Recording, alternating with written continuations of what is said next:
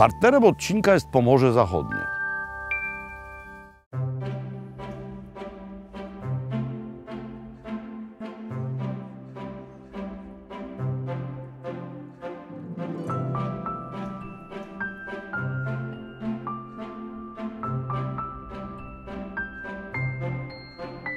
Moi drodzy, niezwykle ważne jest, by dotrzymywać danego słowa. I podczas naszej ostatniej obecności w Szczecinie powiedziałem, że jest tu tyle interesujących rzeczy, że można nimi wypełnić znacznie więcej niż jeden program i że musimy tutaj wkrótce przyjechać znowu. No i właśnie jesteśmy i zaczynamy w miejscu najbardziej wizualnie dla miasta emblematyczne.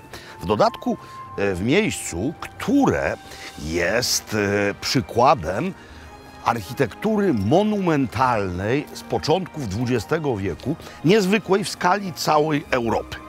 To są wały Chrobrego. Wały Chrobrego, które pierwotnie nazywały się Hakenstrasse. Dlaczego tak? Ponieważ Hermann Haken to był nadburmistrz Szczecina, nadburmistrz miasta Szczecin. I w roku 1902, zdaje się, z jego inicjatywy wzniesiono ową właśnie ulicę. No zobaczcie, jak to wygląda mocno. Haken jest niezwykle zasłużony dla miasta. To właśnie z jego inicjatywy zrobiono tutaj ten charakterystyczny układ ulic. Te ronda gwiaździste, przypominające Paryż. Co niezwykle ciekawe, kiedy odbył się już w Szczecinie wcale niedawno taki plebiscyt na najwybitniejszego szczecinianina w historii, to wygrał ów plebiscyt, a głosowali przecież szczecinianie współcześni, to ów plebiscyt wygrał Piotr Zaręba, to był pierwszy polski powojenny prezydent Szczecina, a drugie miejsce zajął właśnie rzeczony Hermann Haken. Zatem Hermann Hakenstrasse, albo w skrócie Hakenstrasse do końca Szczecina, a od początków Szczecina wały Chrobrego.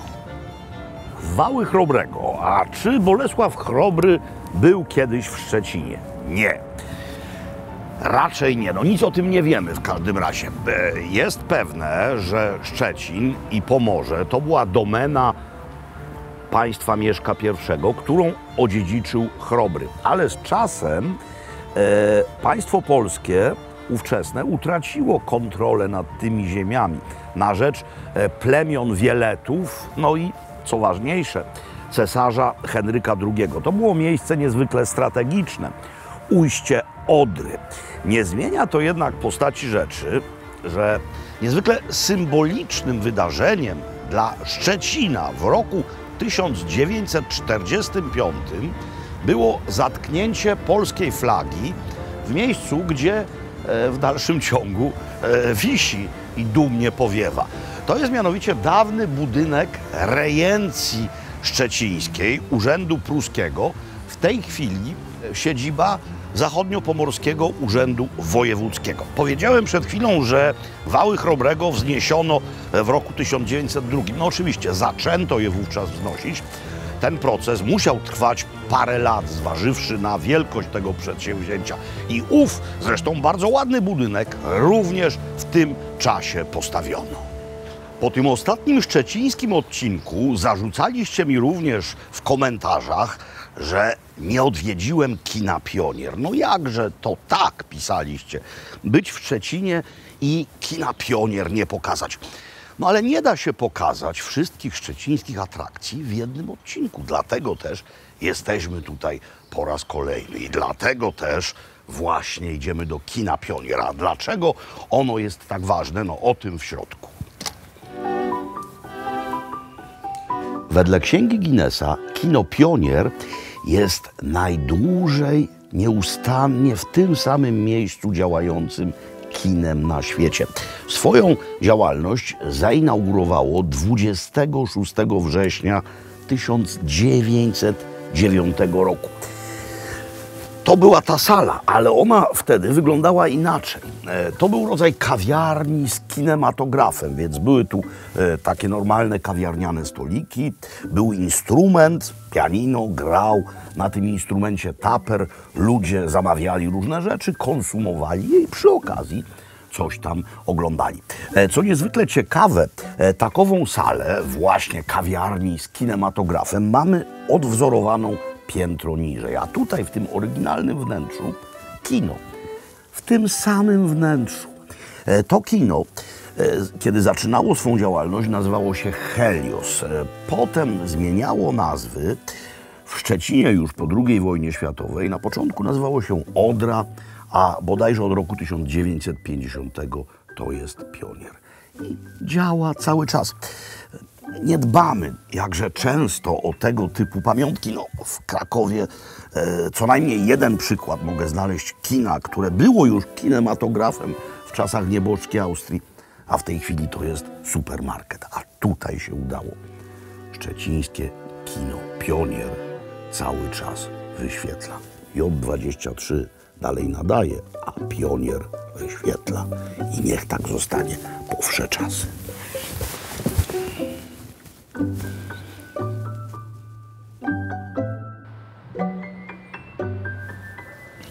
Centrum Dialogu Przełomy, filia Muzeum Narodowego, która szczyci się fantastyczną ekspozycją dotyczącą historii miasta od roku 1939 do upadku PRL-u. Mamy fragment dotyczący historii wcześniejszej, jeszcze tej hitlerowskiej, ale najważniejsze dla Szczecina zaczęło się w roku 1945. Zaraz potem nazwa miasta padła w słynnym przemówieniu Churchilla, który mówił o żelaznej kurtynie, która zapadła i podzieliła Europę od Szczecina nad Bałtykiem po Triest nad Adriatykiem.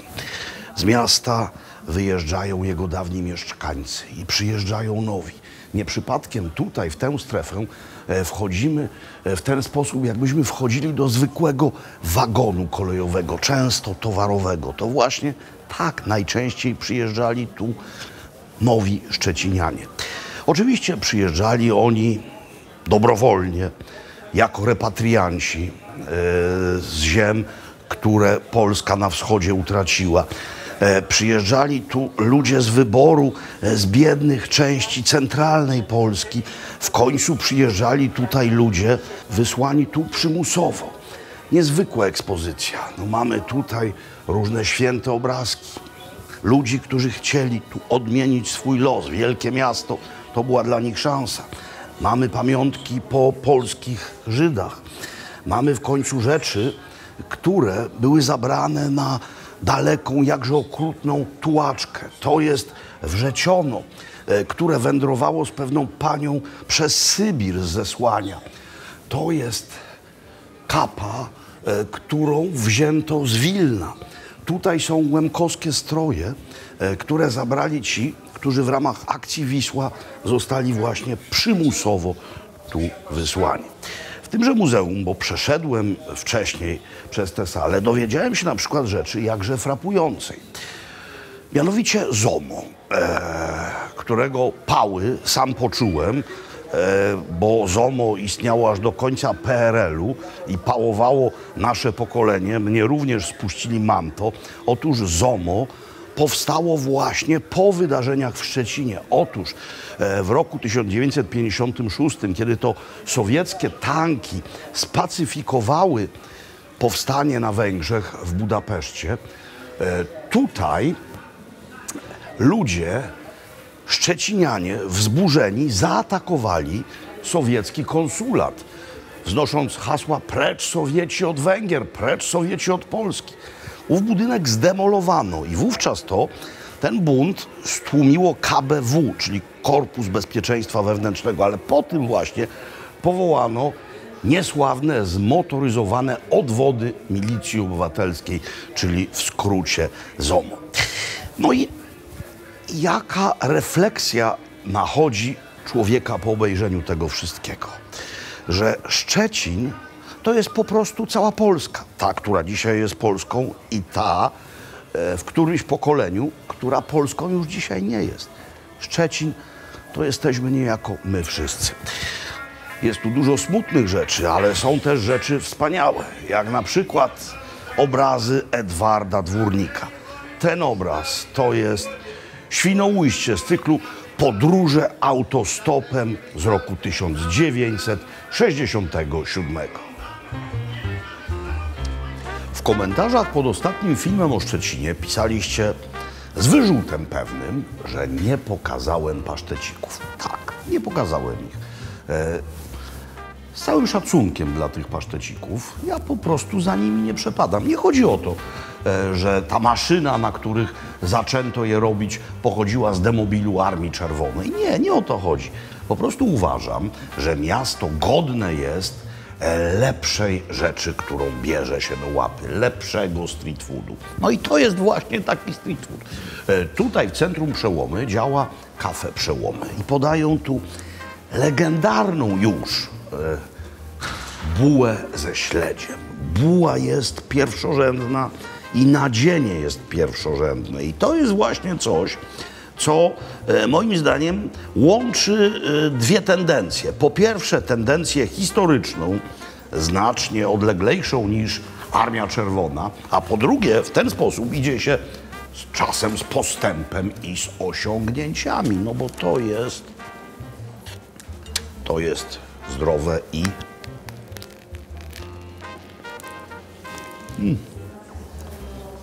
i doskonałe. To jest właśnie street food godny tak dumnego miasta jak Szczecin. Świetny sos.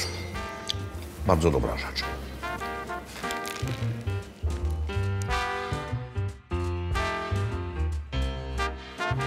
Dziedziniec Zamku Książąt Pomorskich. Książąt Pomorskich, czyli Gryfitów. Dynastia wygasła w wieku XVII. Zamek został zbombardowany w czasie wojny. Został odbudowany po wojnie i w tej chwili nosi formę renesansową. I na tym właśnie dziedzińcu mamy fantastyczny festiwal. Mianowicie Festiwal Winnic Pomorza Zachodniego. Bardzo ważna plakietka, która upoważnia do pobrania kieliszka i próbowania win z tych standów, które tu wokół stoją. I przede mną więcej niż jeden kieliszek, ale też więcej mam do opowiedzenia. Zacznijmy od generalnej refleksji. Otóż jeszcze 15 lat temu w Polsce już wówczas oczywiście na południu zwłaszcza sadzono winorośl, robiono wino, ale winiarstwo i ta część Polski wydawała się wtedy całkowitą ekstrawagancją albo w ogóle aberracją, kaprysem. Tymczasem zmiany klimatyczne i entuzjazm miejscowych winiarzy sprawiły, że to jest coraz poważniejszy winiarski polski, ale i nie tylko polski adres. Mam przed sobą 3 jakże piękne rzeczy. Te 2 kieliszki to winnica Jassa. No i to jest, moi drodzy, jeśli chodzi o powagę, bardzo ciężki kaliber. Pinot Noir w stylu rosé, robiony metodą szampańską. 9 miesięcy na osadzie. Nos, jak to w Pinocie, no, cudowny, poziomki, bardzo dojrzałe truskawki. Nos przepiękny. Niezwykle rześkie, bo to jest wino musujące, niezwykle rześkie i owocowe usta. No, najlepsze, co może być z Pinota w takiej lekkiej, musującej formie. To jest rzecz niezwykła. Mianowicie, również Pinot Noir. Ale spójrzcie na kolor tego. To wygląda na pierwszy rzut oka jak Blanc de Noir, czyli białe z czerwonego, ale jest to klasyfikowane jako rosé. No jest delikatna różowa nutka, ale nie ma tutaj maceracji ze skórkami. W skórkach jest kolor. W ogóle niezwykle się robi to wino, ponieważ normalnie wyciska się sok z winogron, a tutaj on grawitacyjnie spływa pod własnym ciężarem i to, co spłynie, jest następnie winifikowane. Wino spokojne, czyli bez bombli.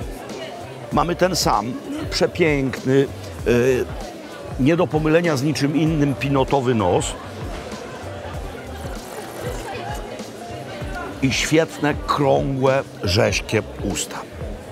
To jest winnica Invictus i również przedstawiciel Vitis vinifera, czyli winorośli szlachetnej, mianowicie Dornfelder. Dornfelder, szczep niezwykle w Niemczech popularny, który daje przede wszystkim wina czerwone, ale jak to w wypadku każdego czerwonego wina, można z tego zrobić rosé. No po prostu krócej się to maceruje ze skórkami.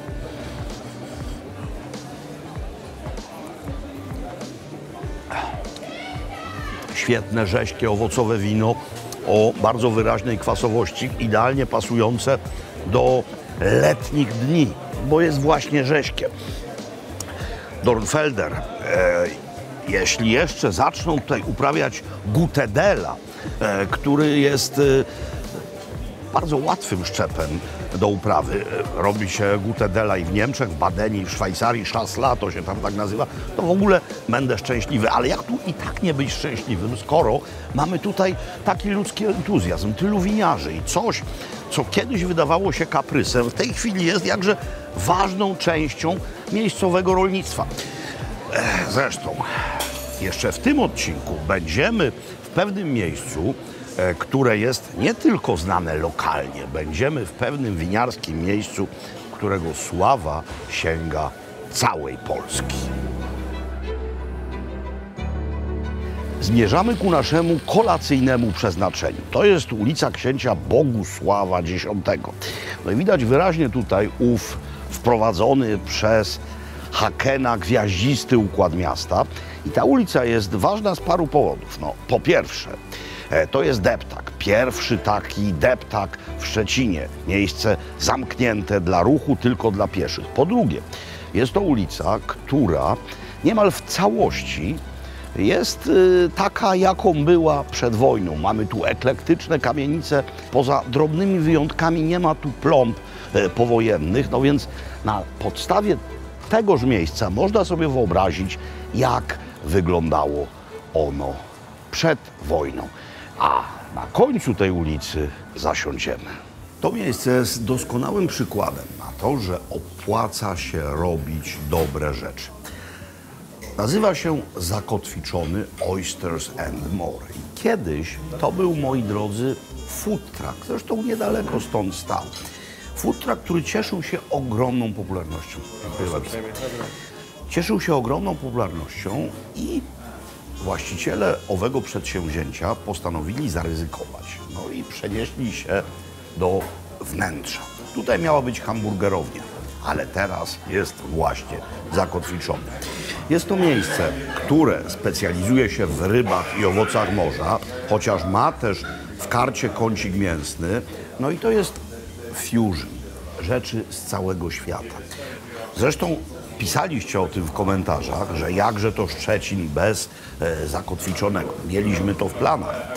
Nie zmieściło się wtedy, jest teraz, bo zjadłem już trochę przystawek. To jest miejsce doskonałe. Co tu mam, moi drodzy? No zacznijmy od tego.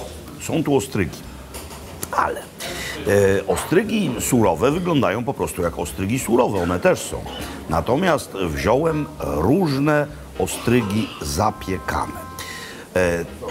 To jest ostryga z bourbonem i ostryga z papryczką chipotle. Ta jest ze szpinakiem, a ta ostryga jest po prostu z masłem i z czosnkiem. Króciutki pobyt w piecu. I to już jadłem. I chcę jeszcze raz owego przeżycia doświadczyć. Niezwykle gorąca skorupka.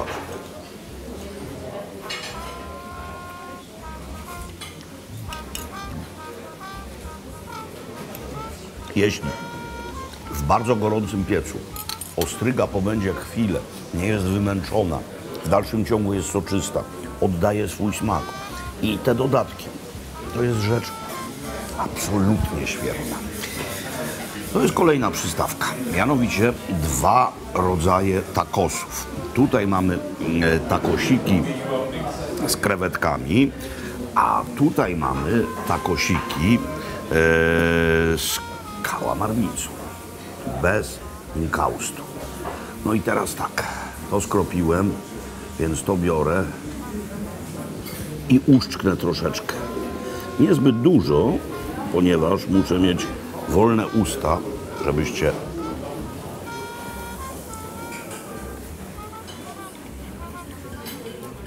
mogli mnie słyszeć. Pikantne, eksplozja, świetne, placek doskonały. Wszystko jest tak jak trzeba. W karcie są dzikie ryby bałtyckie. Turboty w Bałtyku są niewielkie, więc wzięliśmy 2. Mąka kukurydziana, smażenie, do tego zapiekane ziemniaki, brat kartofel, kiszona kapusta. No wygląda emblematycznie. To jest fusion, czyli sum po brazylijsku. Mianowicie mamy sos z mleczka kokosowego, mamy orzechy, mamy cebulę, mamy kary, sum, jakże u nas rzadko występująca na talerzach ryba. Najpierw sos, bo on przesądza o całości kompozycji.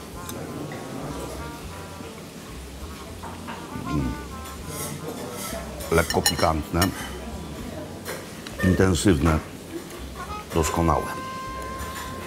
To jest kałamarnica, bez inkaustu również. Do tego krokiety ziemniaczane, nduja, czyli ta kalabryjska kiełbaska, sos paprykowy, szparagi. Moi drodzy, to jest nadmiar bogactwa. Nie no, co ja będę krokiety ziemniaczane. Zobaczcie, jaką to ma konsystencję. To się często ludziom kojarzy z oponą, ale jak to jest dobrze zrobione, mówię o kałamarnicy, mówię o kalmarach, to jest coś, co rozpływa się w ustach. Dobra, jeszcze trochę ndui.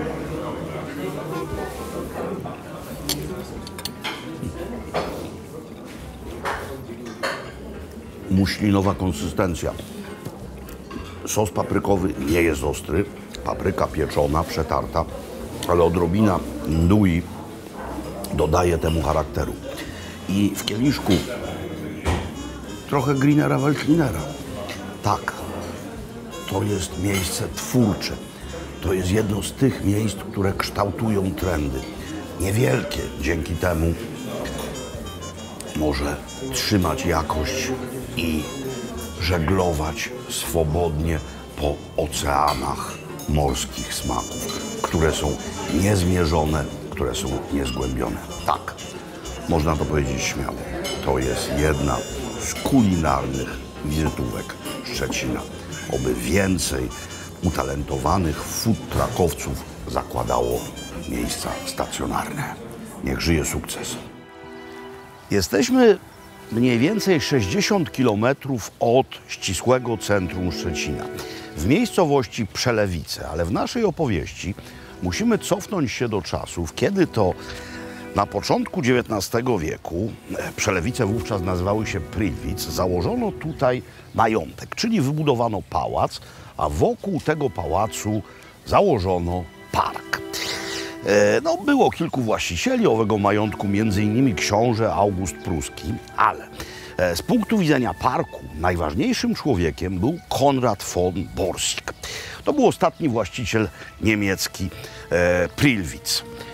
Konrad von Borsig był z rodziny przemysłowców, niezwykle bogaty człowiek. Jego rodzina wytwarzała różne maszyny żelazne, lokomotywy, ale von Borsig był przede wszystkim dendrologiem. Był członkiem niemieckiego Towarzystwa Dendrologicznego i kochał drzewa. Kochał je do tego stopnia, że kiedy już zbliżała się tutaj Armia Czerwona, on nie był w stanie rozstać się ze swoimi drzewami. Powiedział, ja zostaję z nimi. I właśnie tutaj, na schodach tego pałacu, został zastrzelony przez czerwonoarmistów. No ale to jest historia, a my chcemy się zająć dzisiaj rzeczywistością. Chcemy wam pokazać to miejsce, które jest cudowne, które jest wspaniałe i które dzisiaj służy nam wszystkim. Zatem Idziemy tam. Ów ogród dendrologiczny jest ogromny, liczy 30 hektarów. Rzecz jasna, warto to przejść na piechotę, ale jeśli ktoś nie może, można również skorzystać z usług Meleksa, zwanego tutaj, a jakże, Dendrolino. Jesteśmy w jednym fragmencie inwencji von Borsiga, który założył tutaj również ogród japoński. Bardzo specyficzny, ponieważ skalny ogród japoński. Podobno najprzyjemniej jest tutaj jesienią, bo mamy tu też drzewa ciasteczkowe, zwane inaczej drzewami piernikowymi, które właśnie tak jesienią pachną. Ale niezależnie od pory roku, sami spójrzcie, jak tu jest przecudnie, jak to jest zadbane. Tu jest zresztą bardzo specyficzny mikroklimat. No, zagęszczenie tych roślin i poprowadzenie owego założenia sprawia, że jest tutaj latem chłodniej, a zimą cieplej. W związku z tym rosną tutaj rzeczy, które gdyby były gdzieś posadzone samopas w naszym klimacie, to by ze względu na niskie temperatury nie dały rady. I wierzcie lub nie, ale raczej wierzcie, to w tej chwili wygląda dokładnie tak samo, jak w tych czasach, gdy Imć von Borsig się tu przechadzał. To jest dokładnie to samo, co tutaj było. No przecudnie. Ilość ptaków. Gdy przestanę gadać, no tam słychać wycieczkę, ale gdyby jej nie było, to byśmy tylko słyszeli, jak ptacy w koronach drzew śpiewają.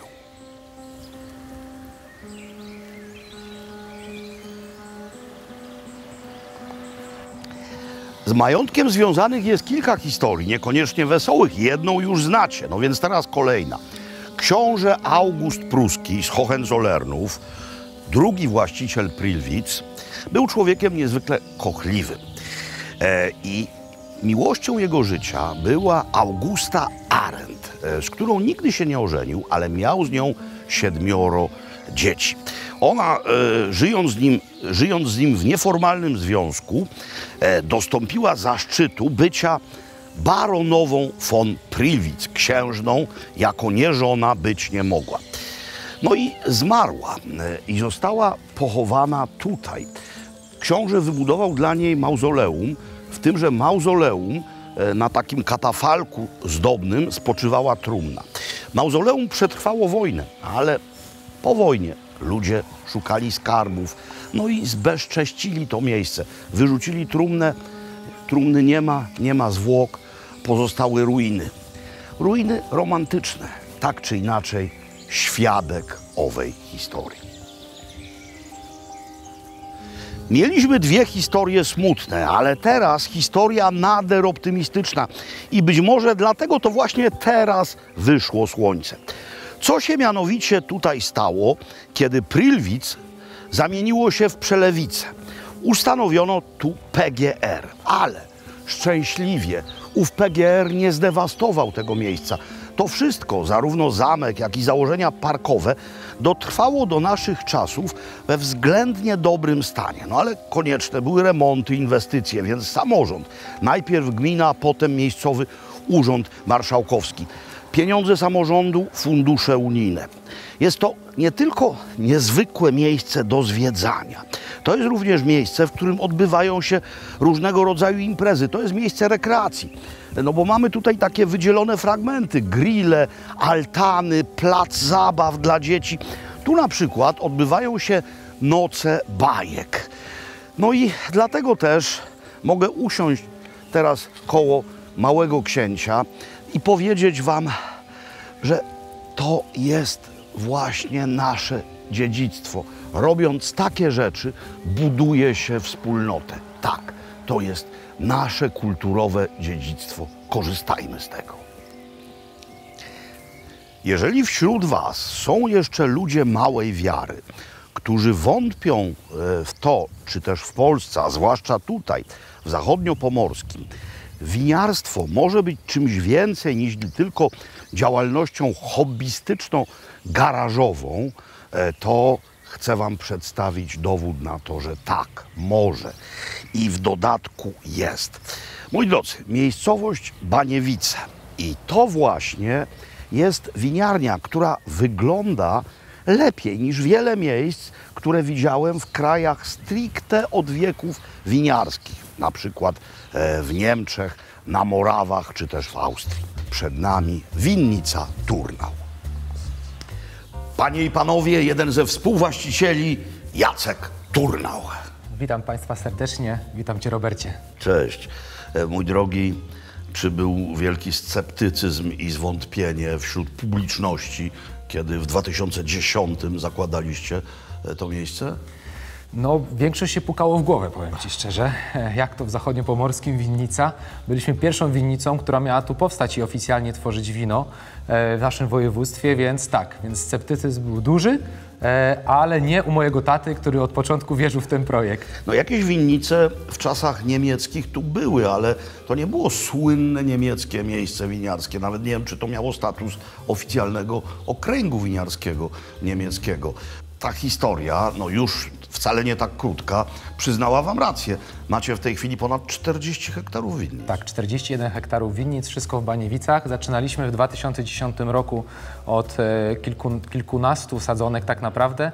Teraz już jest ich ponad 160 000, więc jest co robić. Ale w ogóle jak zakładaliście, to chyba w całej Polsce było mniej obsadzeń w hektarach niż macie w tej chwili. Tak, tak. Wtedy było 31 hektarów, my teraz mamy 41, ale też niesamowite jest to, że w tym roku już oficjalnie w Polsce jest ponad 1000 hektarów. Tak to się zmieniło na przestrzeni 15 lat. Tak, to jest niewiarygodna zmiana.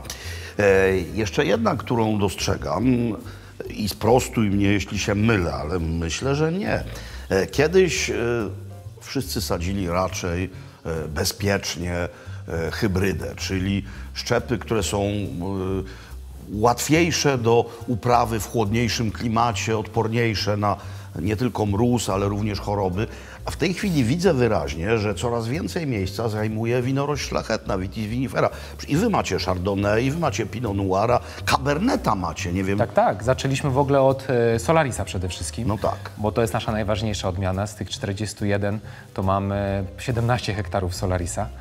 Ale też jak wiedzieliśmy, że ten nasze terroir jest bardzo dobre, no to zasadziliśmy też między innymi Rieslinga, z którego powstaje nasze wino musujące. No właśnie, dawaj.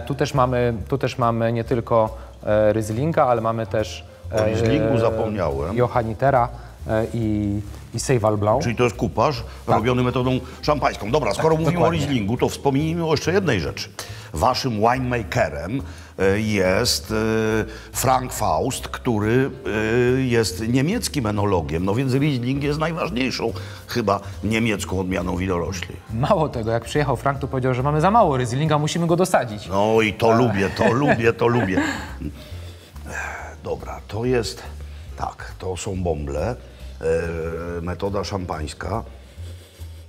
No i czuć ów rozkoszny w nosie zapach ropy naftowej, który Riesling kokieteryjnie rozsiewa. No mówi się, no te nuty petrolowe w Rieslingu, tutaj rzeczywiście one mogą się pojawiać z czasem, im dłużej wino leżakuje, tym mogą być coraz bardziej intensywne. To jest ekstra wino, znam to wino, no trudno nie znać, będąc Polakiem i interesując się tym, co się w kraju naszym dzieje, nie znać waszych win. Spróbujmy kolejnego, bardzo cię proszę. Tak. Spróbujmy teraz Chardonnay, to będzie białe. Jeżeli chodzi o białe beczkowane, to nasze jedyne beczkowane białe wino. I tutaj mamy beczkę akacjową. No właśnie, to jest bardzo ciekawa historia. No my jesteśmy w miejscu, gdzie następuje winifikacja, czyli fermentacja. I te beczki nie służą dojrzewaniu, starzeniu wina, tylko służą właśnie temu procesowi. To są beczki akacjowe ze Slawonii, prawda? Dokładnie tak. To są lasy w Chorwacji i to właśnie w tych lasach powstają nasze beczki i w nich fermentuje, a potem leżakuje Chardonnay. Spędziło rok w tych beczkach. A na dole macie piwnicę, gdzie wino dojrzewa i tam już macie beczki takie mniejsze ze slawońskiego dębu, też chorwackiego, Dokładnie tak. Gdzie trzymacie co, Pinota też? Pinot Noir, Caberneta, nasze czerwone wino Rondo Regent.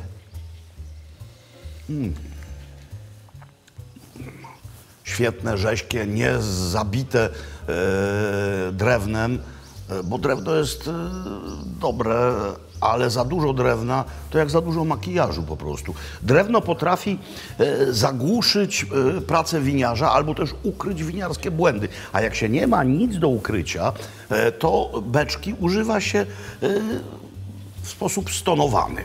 Świetne wino. Jeszcze tego roziaka z największą przyjemnością. Co to jest? Nasze wino różowe, które zostało uznane najlepszym różowym winem w Polsce. Aha. Więc mamy tutaj Pinot Noir, mamy tutaj Rondo, Regent i trochę Caberneta. Jest go niewiele, więc ta papryka kabernetowa tutaj nie przybija. Bardziej mamy aromaty malin, truskawek, właśnie wynikające z pinota. odmian. Tak, jest pinot w nosie, czyli jest właśnie taka malinowa kobiałeczka. To jest winnica, to jest winiarnia, to jest miejsce, które można zwiedzać. To jest element już miejscowego krajobrazu, ale to jest również miejsce kultury, no bo wspólnikiem waszym jest mój krakowski kolega Grzesiu Turnał. No więc w związku z tym tutaj się też koncerty odbywają, przyjeżdżają artyści. Każdy może tutaj przyjść na wydarzenia, które robicie, ale po prostu też po to, żeby spróbować wina albo kupić sobie wino, oprowadzacie. Tak, wszystko się zgadza. Wszystko się zgadza. Mamy też właśnie koncerty, kolacje degustacyjne. Można też przyjechać, zdegustować co sobotę do naszej winiarni, zwiedzić winnicę. Tym wszystkim zajmują się moi rodzice i bardzo im się to udaje. Powiedz mi, czy życzenia, że 80 hektarów byłyby na miejscu? Jak najbardziej. No to 180. Nie ograniczajmy się. Czemu nie? Niech żyje kultura, niech żyje winogradnictwo. Dziękuję. Dziękuję.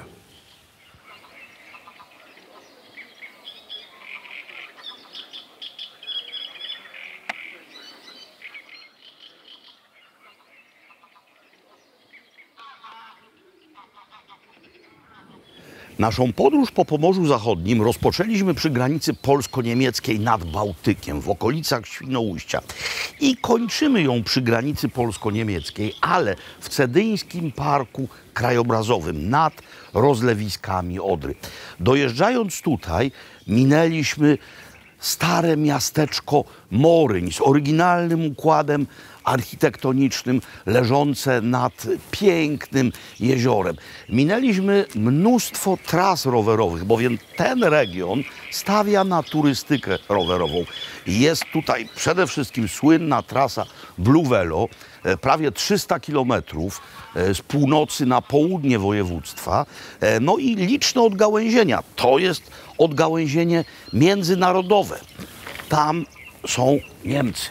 A to w miejscu dawnego mostu kolejowego z XIX wieku, zniszczonego w czasie II wojny światowej, tutaj mamy jego oryginalny filar, kładka pieszo-rowerowa, która łączy i wspaniała przyroda, i cisza.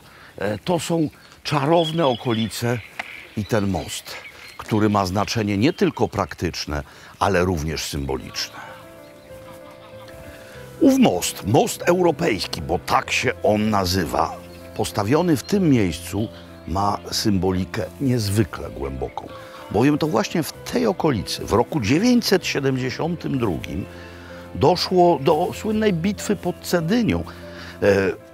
Woje Mieszka I i woje margrabiego łużyckiego Chodona. To było prawdopodobnie pierwsze na taką skalę starcie militarne dwóch żywiołów, polskiego i germańskiego. To w końcu tutaj, również w tej okolicy, pod Siekierkami, pod koniec II wojny światowej Odrę forsowali polscy żołnierze. No i ta granica była przez całe lata w zasadzie nieprzejezdna. No w tym miejscu na pewno nie, bo nie było mostu, były ruiny, ale dostać się do NRD nawet nie było łatwo. A w tej chwili można ów most przekraczać kiedy się chce, jak się chce, pieszo, rowerowo również. No więc nic dziwnego, że postawiono właśnie w tym miejscu ławeczkę, na której siedzi profesor Władysław Bartoszewski. Profesor Władysław Bartoszewski, który całym swym życiem udowodnił, że można i trzeba budować mosty. On budował mosty pomiędzy dwoma narodami, pomiędzy narodem polskim i narodem niemieckim. To były mosty symboliczne, a to jest most rzeczywisty. I to wszystko jest i ta sama opowieść. Panie profesorze, miał pan po 1000-kroć rację. Warto być przyzwoitym i warto odwiedzać Pomorze Zachodnie.